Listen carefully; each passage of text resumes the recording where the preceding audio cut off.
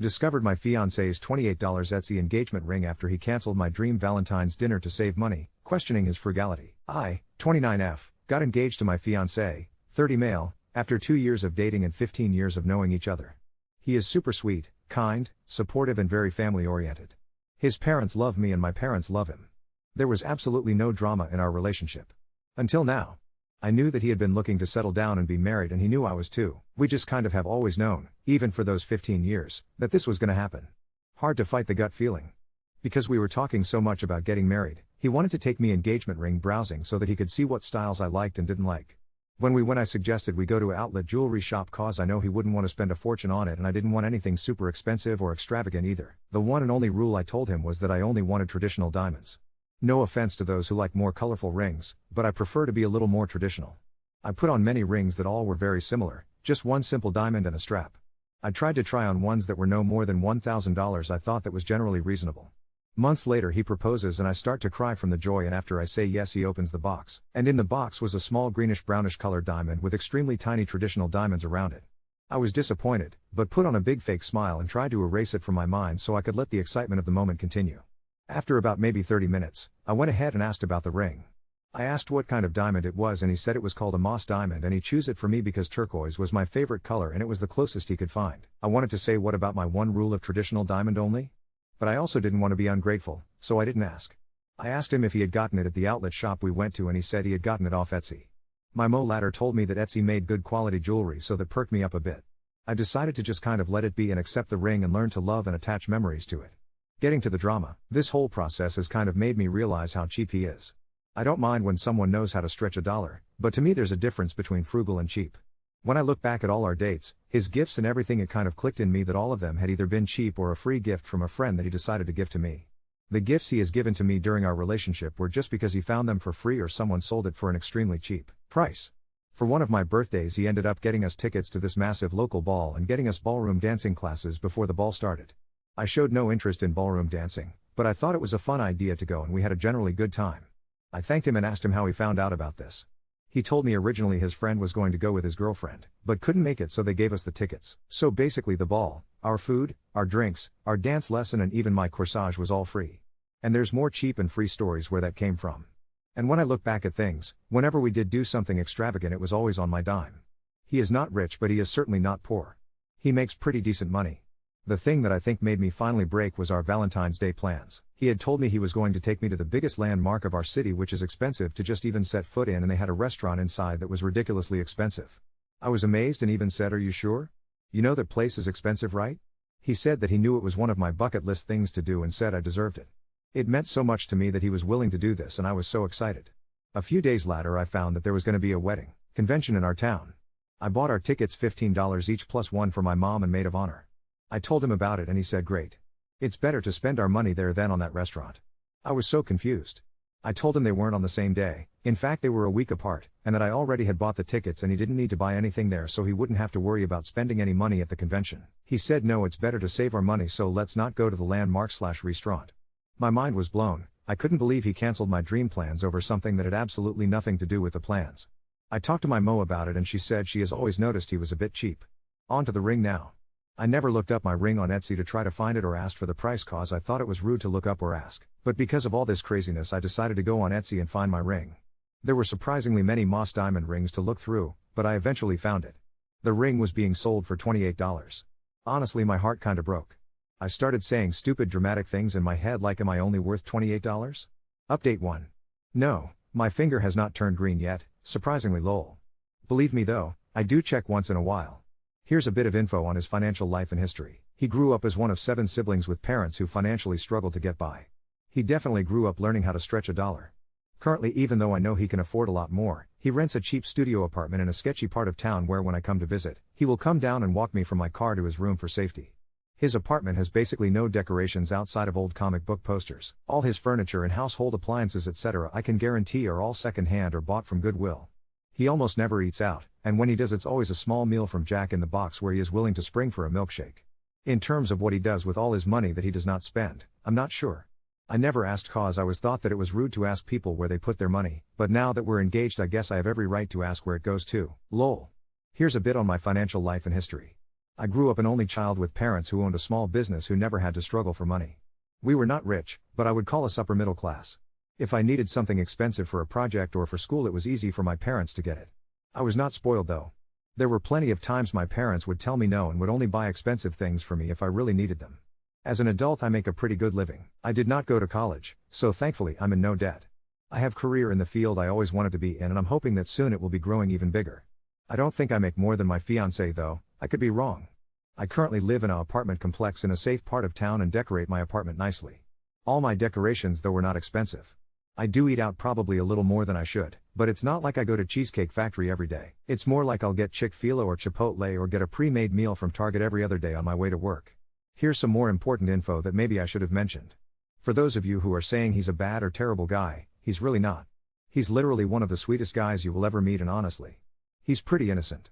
He is lightly on the spectrum and doesn't always know how to process emotion or understand why what he said was inappropriate. He also can't always take a hint and doesn't always know whether someone is joking around or being serious. Oftentimes when I make a joke, I make it obvious so he understands. Because of his being on the spectrum, he has a therapist that he has been going to ever since he was a kid. He apparently used to see her every month, but now as an adult he goes once or twice a year. My Mo had a fantastic idea and said I should book an appointment with my fiancé and his therapist to talk about this. I told my fiancé that it might be a great idea to talk about our relationship with her so we can learn how best to communicate as a future married couple. He said that was a great idea and we are going to book an appointment soon. Update 2. I know a lot of y'all said to dump him, but I wanted to give him a chance.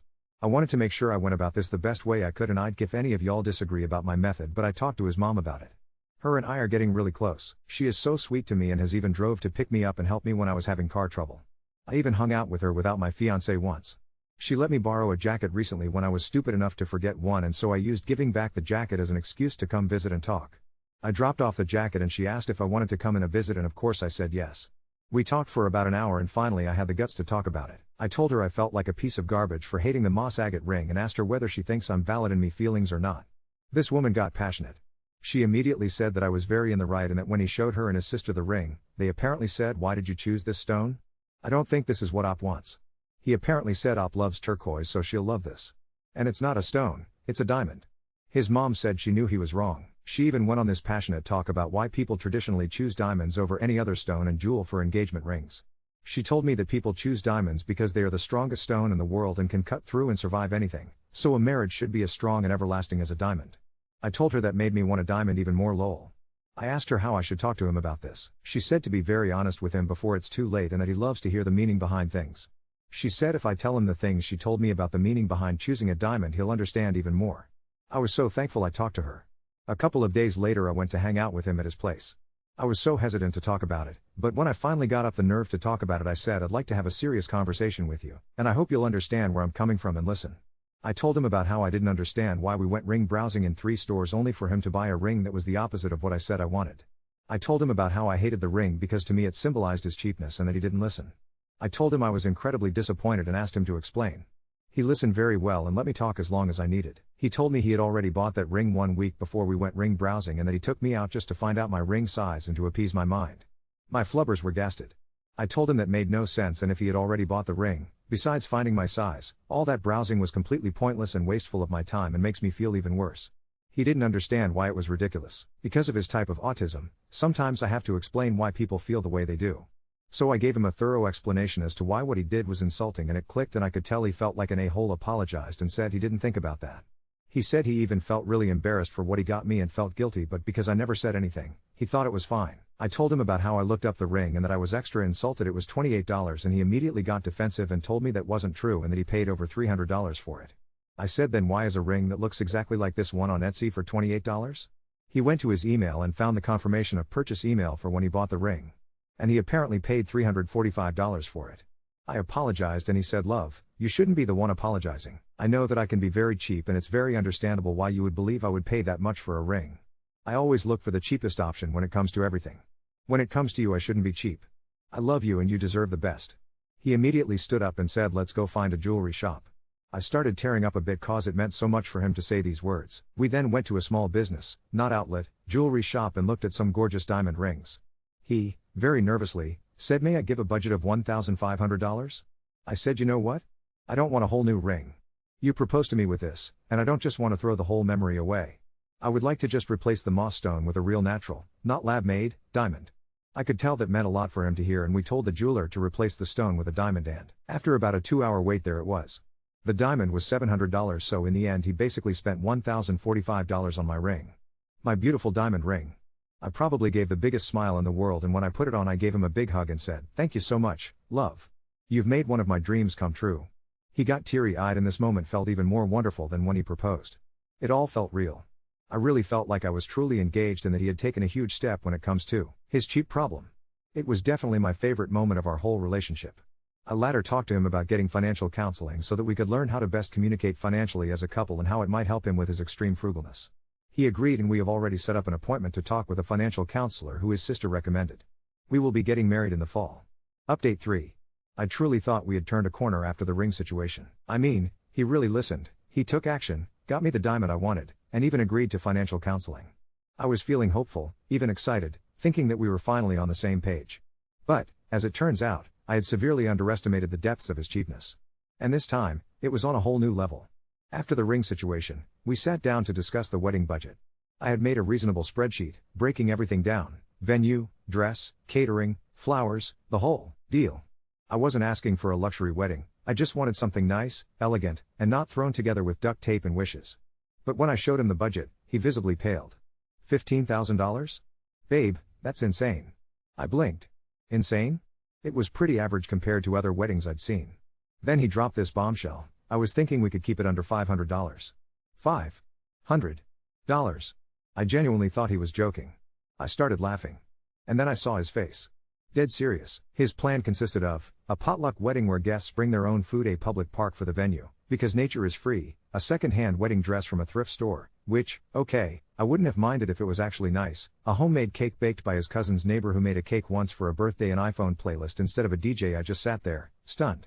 I tried to explain that this wasn't just his wedding, that we needed to compromise, and that maybe we could scale things down but still have something that didn't feel like a glorified backyard barbecue. His response? I just don't see the point in wasting money when people are just going to show up, eat, and leave. At this point, I realized we were not on the same page. I thought, okay, maybe the financial counselor will help. Maybe they'll explain why his extreme frugality is a problem. Big mistake. Huge. We go to the session, and the counselor asks us about our financial goals and spending habits. I go first, explaining that I believe in smart spending, investing in quality where it matters but also saving where we can. Then it's his turn. His response? I believe in spending as little as possible and hoarding money. You never know when the world's economy will collapse. Yes. He actually said that. The counselor tried to dig deeper, asking what he was saving for. Retirement? A house? Investments? Nope. His answer: I just like knowing that I have money and don't need to spend it. He had no actual plan for his money. He just stockpiled it like a dragon hoarding gold. And then the worst part, he casually mentioned that he had over $250,000 in his savings account. $250,000. This man was out here refusing to spend money on a real engagement ring, trying to host a potluck wedding, and living in a sketchy studio apartment, while sitting on $250,000. I lost it. I turned to him and said, "So, you're telling me you have all this money, and you're making me feel like I'm unreasonable for wanting a normal wedding?" His response? Well, yeah. I just don't see the point in spending it. I was shaking. The financial counselor tried to step in, explaining that money should be a tool for happiness and security, not just something to hoard for no reason. But he just kept doubling down. I don't need a big house. I don't need fancy things. I just need to know that my money is safe. At this point, I felt like I was engaged to a goblin from a fairy tale. After that session, I took some time to think. A few days later, I suggested we at least compromise on the wedding budget. He countered with this brilliant idea: what if we just elope and tell people we got married over Zoom? Zoom?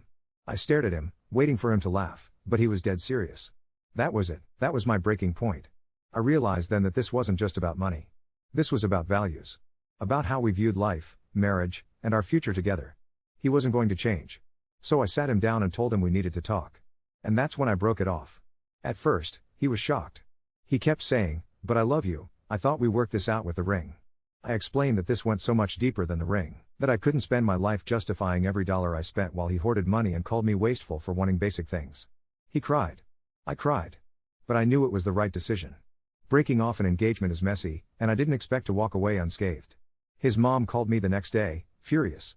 Apparently, he had told her that I left him because I was too materialistic. Thankfully, when I told her the full story, She immediately took my side. She even told me, "I love my son, but honey, I don't blame you." His sister reached out later, too, and admitted she had always worried about his extreme frugality. Apparently, their dad was the same way, and she had spent years trying to unlearn those habits.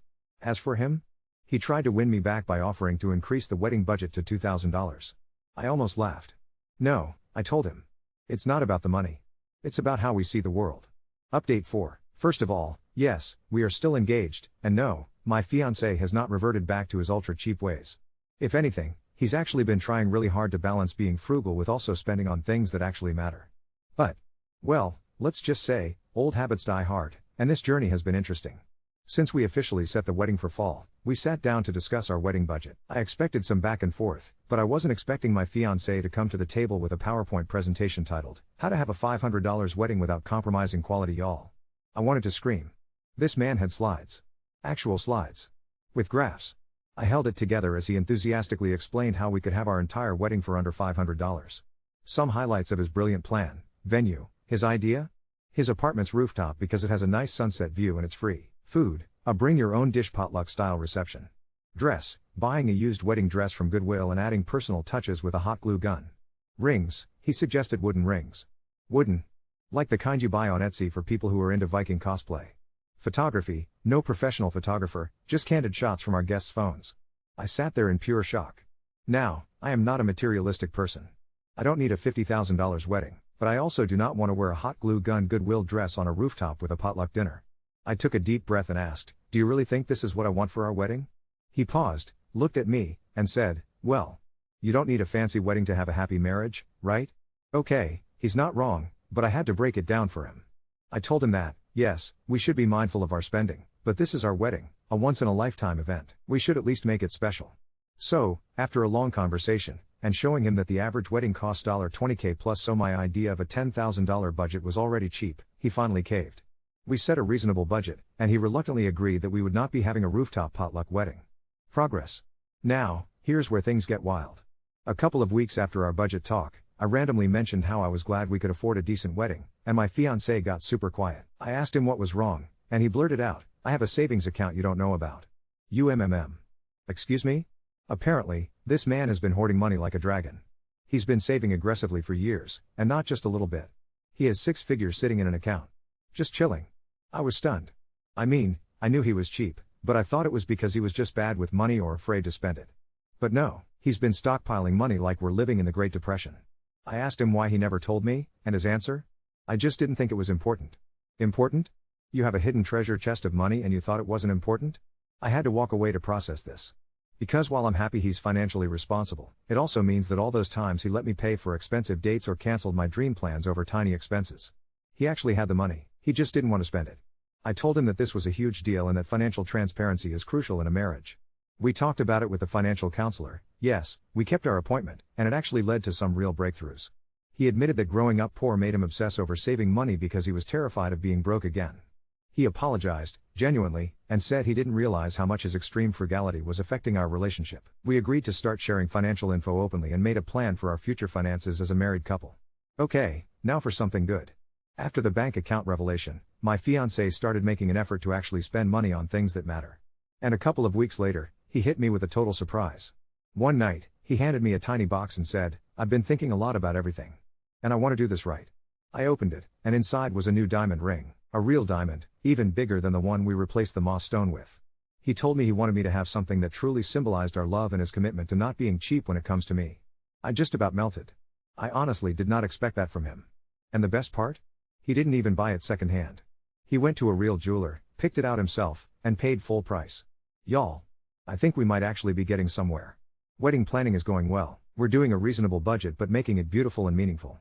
We're going to premarital counseling. Because after all this, we definitely need to keep working on our communication. He's learning to loosen up. He even treated me to a nice dinner the other night without me having to suggest it. And I'm feeling more hopeful than ever. Update 5.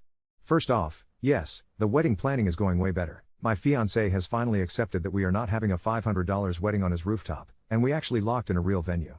I knew he was serious about changing when he suggested we tour some nice locations instead of his usual "let's just Google free places to get married" nonsense. We found a gorgeous outdoor spot that's reasonably priced, and he didn't even flinch at the deposit. Growth. Catering? Booked. DJ? Booked.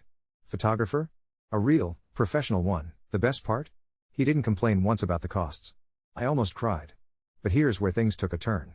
So, remember how I said my fiancé was learning to spend money? Well, he may have taken that a little too far. One day, out of nowhere, he turns to me and says, "Hey, I think we should go on a spontaneous weekend getaway." I blinked. Who are you, and what have you done with my fiancé? This is the same man who used to argue about spending money on ice cream, and now he's suggesting a getaway? I was so shocked I just nodded and went along with it. So we booked a cute cabin, packed our bags, and went. And let me tell you, it was amazing. He planned romantic activities, splurged on a fancy dinner, and even surprised me with a little spa day. I was living in an alternate universe.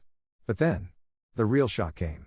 I saw an Amazon cart with random gadgets, stuff like a smart water bottle and a sushi making kit. Who is this man? I cautiously asked, are you okay? He grinned and said, yeah. I just realized money is meant to be enjoyed, too, y'all. I broke him. This man who once hid money from me and refused to buy name brand cereal is now casually spending money on impulse purchases. And it gets worse. I checked our shared expenses and saw he subscribed to a fancy coffee delivery service. The same man who used to say, "Why buy coffee when we have tap water?" is now spending $40 a month on single origin espresso beans. I sat him down and gently asked, "Babe, are you okay? Because this is a lot." He sighed and said, "I think I just repressed spending for so long that now that I finally feel free, I want to enjoy it, help." With all this happening, I was terrified about what he'd suggest for our honeymoon. Would he go full luxury mode and try to book a $10,000 vacation? Would he snap back into his old ways and suggest backpacking across the country for free? So, I braced myself and asked, "Have you thought about our honeymoon?" And to my shock, he said, "Yes. I found a beautiful place that's within our budget but still feels special." Y'all. He balanced the spending. He learned. He found a gorgeous resort that wasn't ridiculously overpriced, but also wasn't let sleep in a tent in my backyard cheap. I could have screamed with happiness. Where we are now, wedding planning is actually smooth now. No more battles over spending versus saving. He's enjoying money now. Maybe a little too much. We have a honeymoon booked. And it's actually perfect. Most importantly, we've learned how to compromise.